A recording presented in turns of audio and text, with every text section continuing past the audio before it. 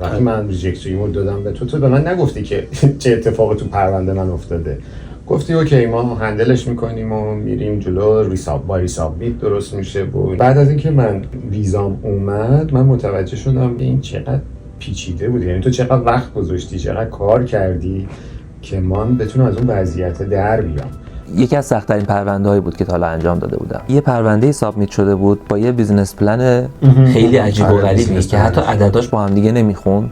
بدون اینکه کلیت کار بخواد به هم بریزه ما درستش بخوایم بکنیم کار سختی. بله. فکر کنم یه سالم طول کشید دیگه بعد از سابمیت. مارچ سابمیت کردیم تا مارچ تا گرفتن ویزامون 1 سال تقریبا طول کشید. تصمیمم این بودش که برم اونجا، اولش این بودش که برم اونجا بمونم توی کرنبروک، ولی بعدش که با تو صحبت کردیم و اینا جریان دیگه کلا پلن من تغییر کرد که حالا قرار بر این شد که ورک پرمیت ایرانی‌ها رو بگیری، یه تخصص دیگه تو دنبال بکنی. آره. تو میدونستی که من یه تخصص دیگه ای دارم که تو تهران داشتم با اونم کار میکردم و درآمد داشتم. پیشنهاد تو بود اصلا به من که یه همچین چیزی هست. سر خط تو دادی دست منم رفتم پیشو گرفتم و الانم که اینجا هستم جزء مشاور اصلی BC هستم. بریتیش کلمبیایی که هولوش 1 سالم پرسش طول کشید. حالا تو یه برنامه دیگه مفصل راجع به حرف می‌زنیم که چه کاری کردی، چه کاری من انجام دادم.